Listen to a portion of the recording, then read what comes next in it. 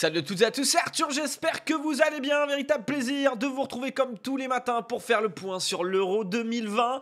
Aujourd'hui est un jour particulier, incroyable, non pas parce que à 15 h l'équipe de France va jouer face à la Hongrie, mais parce que j'ai trouvé mon premier score exact depuis le début de l'Euro. Oui, messieurs, dames, oui, là je suis en forme. Je vous l'avais dit, la remontada est en jeu, est en marche, c'est parti. Alors hier, Angleterre-Écosse, bon alors c'était... Félicitations, hein, ça, ce que pronostiquer le 0-0, c'était un match horrible de la part de l'Angleterre qui aurait même pu perdre face à une équipe écossaise qui a montré de très très belles choses.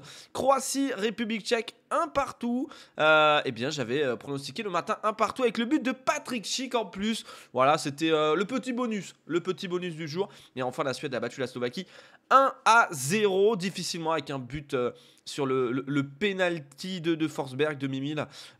Compliqué pour la Suède, à part Isaac en attaque, c'est vrai que c'est difficile, mais bon, on prend pas de points.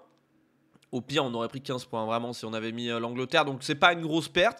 Ce qui fait qu'au classement de la Ligue, écoutez, je remonte pas mal, hein, 743e sur 984, et on le voit. Jay-Z DZ est premier avec 577 points. Il a fait un 0 pointé hier, donc ça a permis à tout le monde de remonter dessus, notamment Ruben Cordier qui a marqué 22 points et qui revient un petit peu. Dommage de s'être trompé sur les deux pronostics là, il aurait pu revenir un petit peu plus.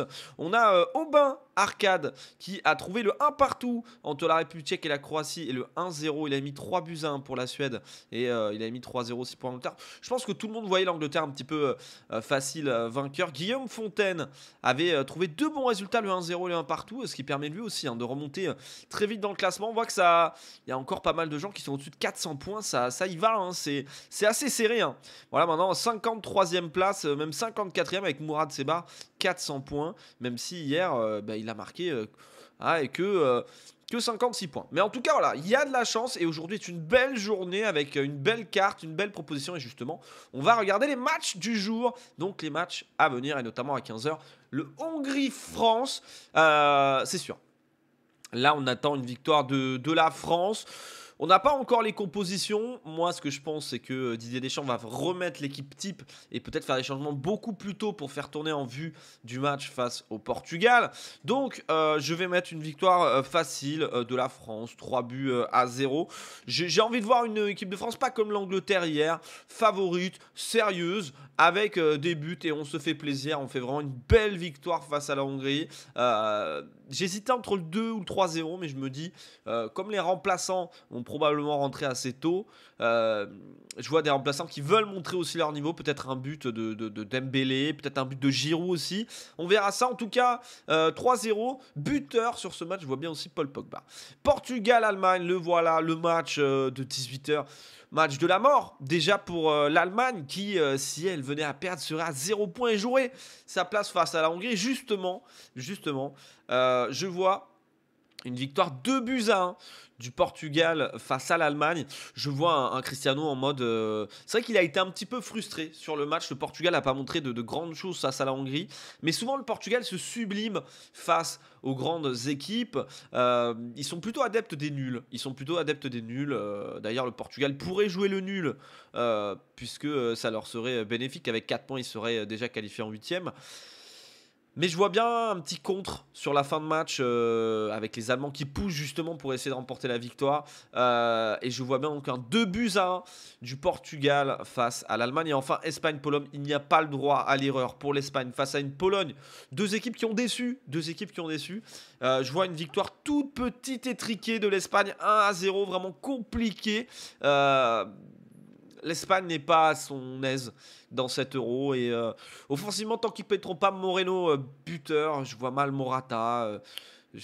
L'équipe offensivement a l'air, ça fait des passes, c'est l'Espagne qu'on n'aime pas, c'est l'Espagne qui se fait des passes avec un jeu très latéral mais pas de verticalité et beaucoup de difficultés en tout cas dans la finition. Je vois 1-0 donc face à la Pologne, compliqué avec un but en fin de match, difficile.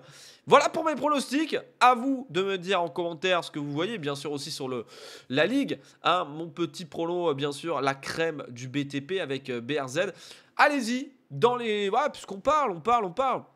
À chaque fois dans le profil et dans la ligue, ça discute, on voit, il y a des Alors on a un petit truc. DD génie climatique. Allez les gars, climatisés.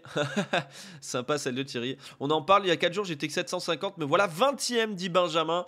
GG à lui. Je suis dans la première moitié du classement. Je vise le top 250. À vous aussi de laisser un petit mot. Allez, je regarderai vos petits mots demain dans le mur de la crème du BTP avec bien sûr BRZ qui est le sponsor de cette ligue et qui nous permet de gagner des très gros lots pour les premiers. Alors, eh bien écoutez, bonne journée d'Euro. Moi je serai clairement devant ma télé pour les 2 matchs. En tout cas le troisième me hype un petit peu moins. Mais c'est vrai que ce Hongrie-France avec un stade complet, ça va être le feu. Et puis le Portugal-Allemagne, le match de la mort. On va regarder nos adversaires s'entretuer, ça c'est parfait. Allez, je vous dis à demain pour la suite du point sur l'Euro et de mon petit prono. Merci encore une fois à BRZ et merci à vous aussi de participer à cette ligue. C'est assez sympa et moi je suis vraiment pris au jeu. Je regarde les matchs et à chaque fois j'ai cette petite adrénaline en essayant de trouver le score exact. Hein, voilà. Allez, ciao ciao et à demain.